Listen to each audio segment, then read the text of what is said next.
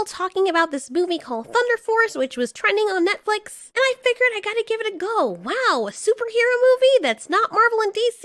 Count me in. I'm definitely gonna enjoy this. Or will I? In March of 1983, a massive pulse of interstellar cosmic rays struck the Earth and its population. And then everyone on the Earth died. The end. Honestly, I was digging this intro. I always love new superhero stuff where the story is told differently. Basically, people get superpowers, but instead of being called mutants, they're called miscreants. And apparently, every single person that has superpowers is somehow evil because they're sociopaths, which honestly was a great spin on things. The only people who were mutated by what happened were sociopathic people. Very good. It is very hard to find superhero movies or TV shows that put a different spin on things. And the fact that this one movie was like, yeah, this happens, but only the people who are sociopaths get the superpowers. Could you imagine if something like that happened on Earth, where some energy thing strikes the Earth, but only the psychopaths get it? Or the sociopaths, which is worse. Funny enough, one of the guys who plays a sociopath in Boardwalk Empire, I believe it is, like everywhere he goes, he's just this sociopathic person. Yeah, I thought that was a really cool thing that I've not seen any other superhero TV show or movie do, that they added. Anyway, let's get into this adventure of Dumb Movie Monday, because I know you guys wanted this. If for some reason this is on another day and it's not Monday, please forgive me. I tried to get it out on Monday. I did make it on Monday, but oh well. Subject-verb agreement means that both the subject and verb must agree a number. This means both need to be singular or both need to be plural. Right again. Great. You suck. Wayne. So this girl is really, really smart, like surprisingly smart for her age, and that makes sense because both of her parents were geneticists, and she definitely has the genes for the intelligence. Redhead is basically the brawn of the bunch. She's fun, she's outgoing, she's protective and silly, and not as smart as her friend here. But when her friend starts getting made fun of, and mind you, they're not friends at this point, she's just some random girl, Redhead comes to the rescue. Got shit in your ears? She said she didn't want to say it. Well, she's gonna. Don't think I won't hit a girl, Lydia. Don't think a girl won't hit you, Wayne. Can I just say, first of all, the fuck is wrong with these people using that stupid audience gasp thing that is from the soundboards of like the 1970s? Woo! Like, who still uses that, dude? And other thing I want to say is this girl, she has a bright future because out of everybody else in this entire movie, I feel like her performance is the best. And that's saying something because I know there's a lot of big name actors. Not trying to dog on them, but she kind of blows them out of water. I don't know what it is. Now, get in that dumpster. What? Why? Because that's where the garbage goes. No way. Do it, dipshit! Okay. And that's the start of a beautiful friendship. Anyone else want in? Yeah. You're all right. Oh, so cute. That is like the cutest moment. Like the entire intro of this movie was honestly the best part of the movie because they're setting up their friendship and how they feel about each other.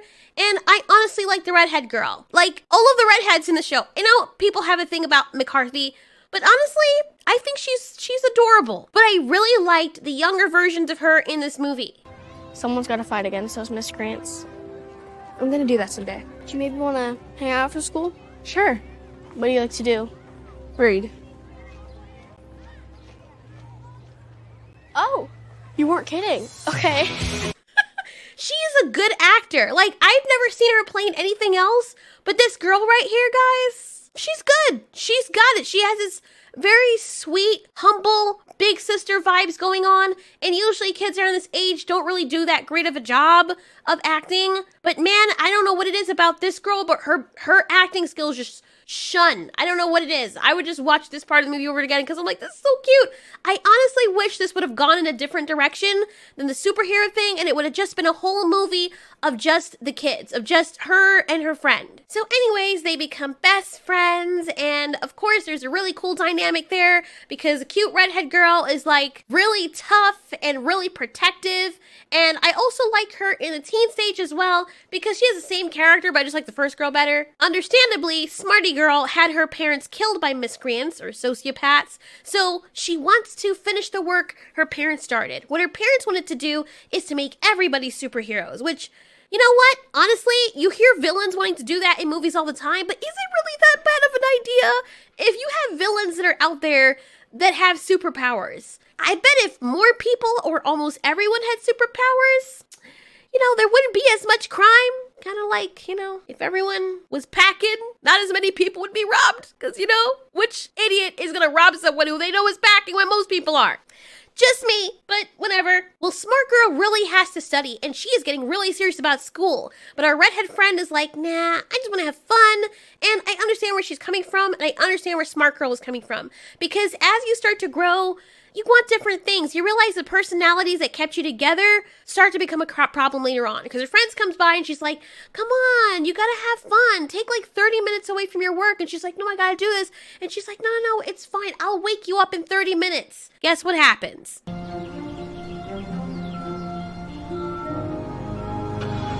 Keep in mind, she has an exam today that's very important. So I can understand. Fuck is your hands? Do it in my fucking eyes! They took my fucking eyes. Yo, that would bother the shit out of me. Like, dude, you couldn't even take off my glasses. What are your hands doing partway inside my face? Oh my god, I'm late. You were supposed to wake me up. Oh wow, that did not go like I planned at all. I can't do this anymore. For you, but I can't let you drag me down. Drag you down? I'm always looking out for you. I'm the only reason you have any Now I can totally understand. It definitely seems like Smarty Girl is like the INTJ of the bunch. They always portray INTJs like that. Or INTPs, but I think she's an INTJ, obviously. And her friend here is like an ESFP or something. I know some of you don't know what the hell I'm talking about, but some of you who follow me know exactly what I'm talking about. She is the party personality, the extrovert, the one who pulls the INTJ introvert out of their shell. She is basically like a golden retriever, and Smarty Girl on the right is a Belgian Malinois? Wait, what dog is like, doesn't want to fuck with anyone? Like, here, I have to get to work. I cannot afford to play with the children. This is the kind of character she is, and I totally get it. And there's a great dynamic, but there is that thing that happens, which they only briefly touch on in this movie, where friends just drift apart because they have different things. One person's not serious about their life, the other person's very serious about their life and has motivations and ambitions. I've actually dated someone who wanted me to not be, like, successful. Like, I was even trying to get him to be successful too, and I'm like, no, we can do this together, so you won't be poor anymore. That's not what I said, but, okay, it's coming out wrong, but the point of the matter is, he wanted me to choose between that and him and staying in a trailer for the rest of our lives. I'm like, that's not, I don't know, dude, that's not my thing. Not that I have anything against people who stay in trailers. I think if they're done up well, you know, that's nice, but that's just not me, fam. Like, I want a little bit more than that. I have family to take care of, so. And we all know I'm not special. I didn't say that. It's fine now. You didn't know how life was gonna go. I could be the president, getting chauffeured around in fancy limousines. Okay, so technically she broke up the friendship. The other girl never said that we're not friends anymore, but I guess it was kind of implied. Fast forward to the future. Here is old girl here, working on the pallet jacks, and I guess they're trying to imply that she went nowhere with her life, but honestly, if you have a job like this where you're working in hardware, you can actually rack up a lot of money if you save. She's walking home from school, and this is where we get to see the miscreants in full play. Did I just say school? Sorry, my brain is still on the previous part of the story. She's walking home from work.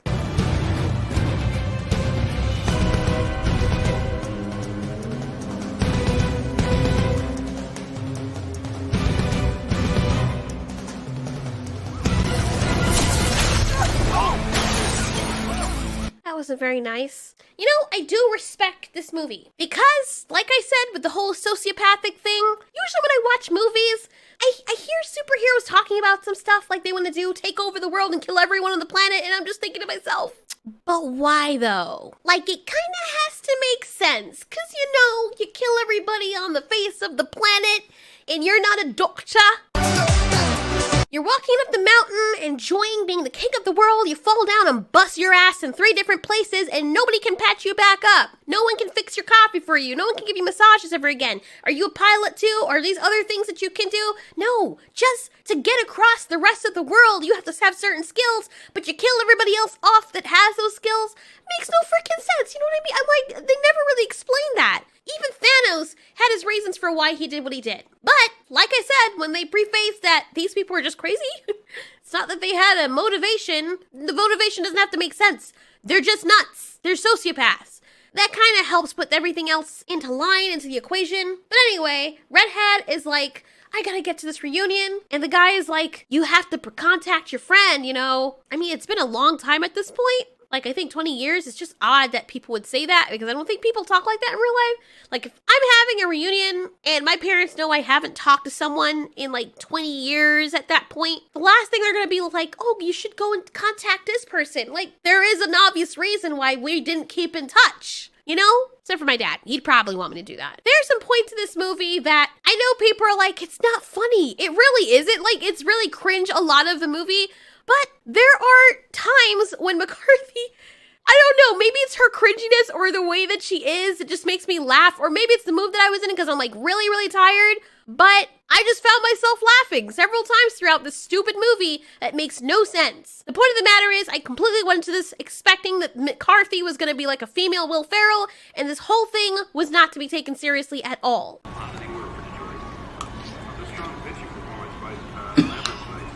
Oh.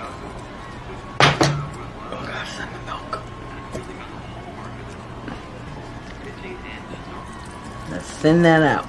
I'll fix her up. I did not fix her up. So dumb.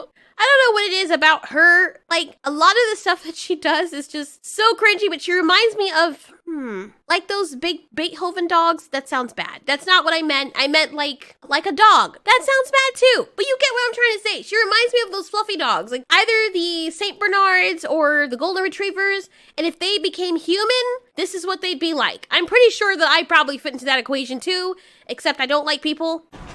Is this the milk or the cereal?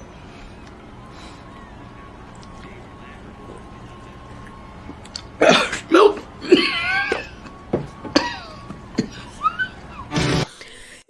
So dumb.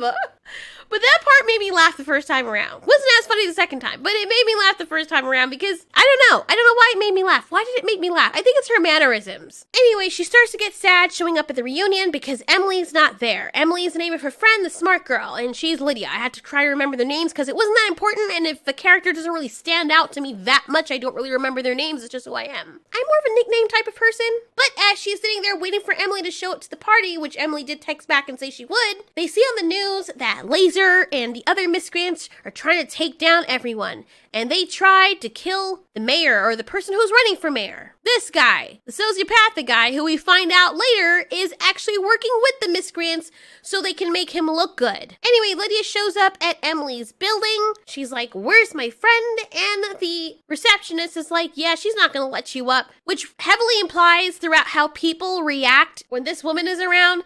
Emily is kind of a stuck-up. Hey. Wow. Long time, huh? Yeah. It sure has been. You look good. Oh, thanks. Yeah, you look, super classy. Oh, thanks. So awkward. This feels like a Fox and the Hound kind of moment when Todd and... No, what's the puppy's name? Mickey Rooney was Todd? Really? Odd. See what I did there?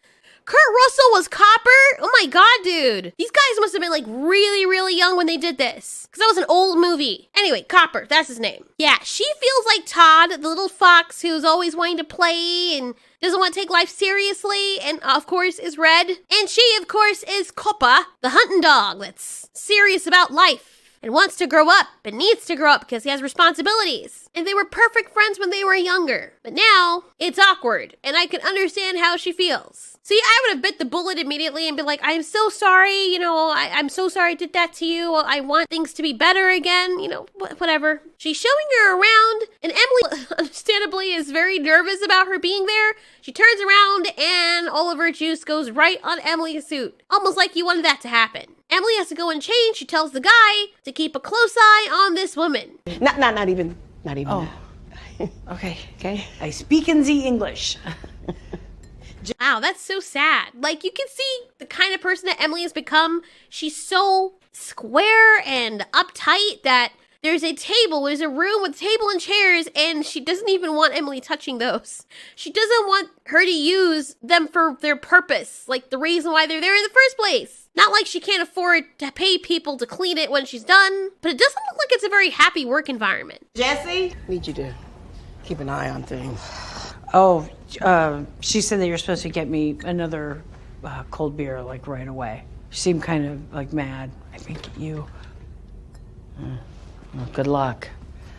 Jesse is so stupid. The bitch you just went through the door. Like, you've been working with this woman for a while, and you know how she is with her stuff.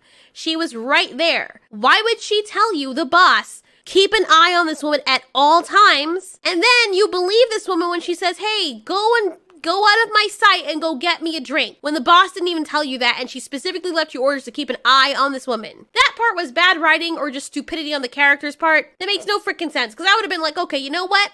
She's mad at me, so if she comes back down here and finds out that I'm gone and this woman's still in here and I wasn't keeping an eye on her, she's gonna be doubly mad. So hey, you redhead, why don't you come with me to help fill this up, or wait till she gets back before I get your stuff? I'm on it. Anything else? No, you're so sweet. Okay. Can you guess what's gonna happen, since Emily told her specifically not to touch anything?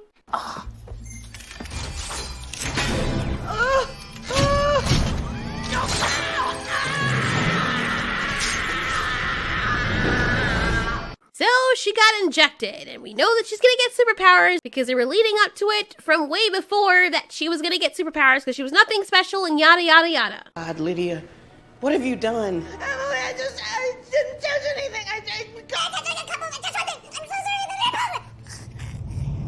Fast forward to us finding out that Emily had a daughter, to Emily having powers, and she has to continue going through the treatments, or her face or entire body is going to explode over the weekend if she doesn't. And apparently also Emily is also going to have the power of invisibility.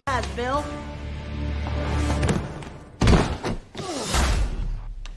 Totally meant to do that. Then there is an entire montage of her training, and that's great. Day 14, day 15, day blah, blah, blah. And this is just for comedic effect to show how silly she is and how much fun it is as she's discovering her new power, which I guess is cute. We've seen this been done before. I feel like it went on a little bit too long, but judging from the fact that they're modeling this after Will Ferrell type of comedy, that's the only thing I can compare it to. Understandably, this is what we get. She also plays Fortnite, and she's playing with Emily's daughter. And we can see that there is kind of a strained relationship. Like, Emily's daughter loves her mom, but her mom doesn't let her actually have fun or do anything. Even taking a break to enjoy Fortnite is not allowed. Interesting, I mean. Okay. No, but thanks for asking me about it. My mom doesn't. I don't know. We just don't really talk about that kind of stuff. Go easy on your mom. She's pretty great. She's got a lot of responsibility. Yeah. Why are you still awake? It's 1 o'clock in the morning, Lydia. Tracy, you can't be goofing off like this. We have a job to do. Aww. I can understand why their partnership or why their friendship is so important, because honestly, there needs to be that healthy dynamic, especially for a kid. And they were best friends growing up. It's not like she's some random person. If I was Emily, I'd be like, bitch, get the hell away from me. Let me have my I'm happy when I'm working. Leave me alone. But it's good for some fun and excitement to be brought in, and you can tell that there's an instant change in Emily's personality when Lydia is around. Then they turn into superheroes. Oh, man. Oh, Tony. I'm sorry, man. I'm just, still trying to get the hang of this strength thing. Em, say something. You're freaking me out. You gotta say something, Emily. I can't. It's so freaking silly. It's so annoying. And the thing I liked most about this movie was their friendship. That's really it. The comedy is... look, if you like Will Ferrell, my dad would like something like this. Like, I'm more seasoned now with comedy, but I could still enjoy the ridiculousness of this because I understood, I went into this knowing people were bashing it and knowing, okay, this is going to be a dumbass movie, and that's exactly how I saw it. I expected it to be cringe and stupid and nonsensical, and that's exactly what it was. It's so cool. I can't even get the door open. No, I'll open it for you. Oh boy, I haven't really driven this one. How can you have it and not drive it? Getting in that slowly on purpose? Oh boy, that's... Oh my god. I don't know why that part was so funny. It's just because I've seen that in real life where people get these really awesome cars and then Emily's so rich, she can't even fit in the car. And I like that they took liberties to make fun of that. That's really, really freaking awesome. That part was funny. That brought about a laughing reaction out of me.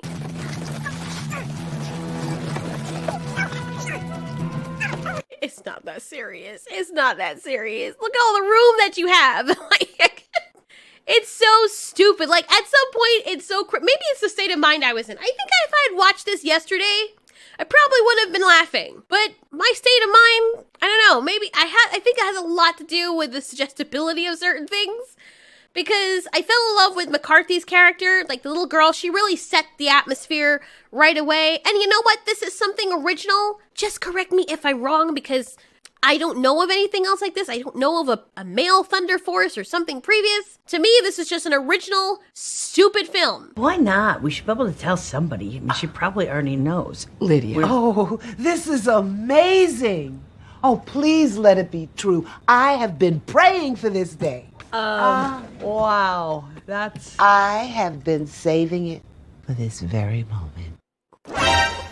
Needless to say, that's not it. But will they end up together at some point later down the line? Also, the grandma is like the cutest person in the entire show. Like, she's so adorable. Which made me feel like, okay, if she's actually in danger, we're gonna feel bad for her. We're supposed to feel bad for her because she's so cute. There's some other moments of comedy inside this movie that tickled a chuckle from out of my esophagus or larynx or whatever, where it just goes overboard. See, Emily and Lydia head on to their first mission, and it's kind of out of left field because you're like, man, they got training, but did they actually get training fighting other miscreants or people with superpowers? Not really. How are you going to go into a mission not knowing the full power spectrum of what these miscreants have? Yeah, you have super strength and invisibility, but what if someone over there can teleport inside your body and then make you blow up into a tiny million pieces? Seemed very irresponsible, and it seems like they were just playing a whole cosplay thing, and it was really, really ridiculous. But like I said, Will Ferrell type vibes, so I kind of was expecting it to be like this. Kind of like Austin Powers kind of vibes. This is the kind of comedy that feels like. Whining, okay? We're gonna rob everyone tonight. Just put some more money in the... Oh, Crab Guy. He's Ozark. I like him. But here's the thing, you guys. So there's all these bad guys that have guns and whatnot. And of course, Emily and Lydia are not prepared for this. But since Lydia can't get hurt because she has super strength and durability, she charges and knocks all these guys out. And the Crab Guy, who's the leader of this little group, is like, okay, impressive. And then this happens, which I've only seen happen in chick flick TV shows. But when it happened here, I was like, what the fuck? Bragging about your thighs. It does take a certain kind of woman to look that good dropping through acoustic tile.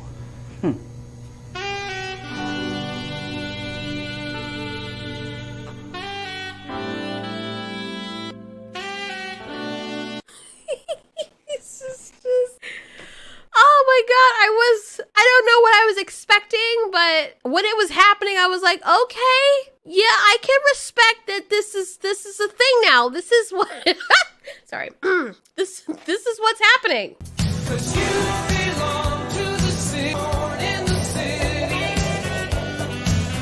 What in the ass hell is going on?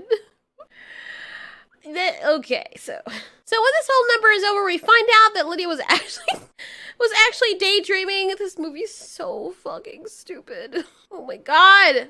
But I think that's what they were going for. And this is right before they announced their new group, Thunder Force. What are you doing?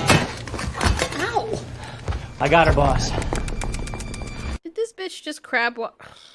Anyway, the movie is as generically stupid and nonsensical as they come. Oh my god, is it stupid? But some of it actually is quite fun. It reminds me of Velocipaster a little bit. If you guys haven't seen the review that I did on that for a movie Monday, go check it out because holy shit, dude. I don't know, that movie's in a category all by itself. But if it goes wrong... I kill them. Yeah, I was good. I'm not so sure they're gonna be so easy to kill, boss. Come here.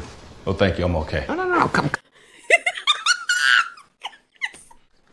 like how the guy's like, no thanks, I'm good.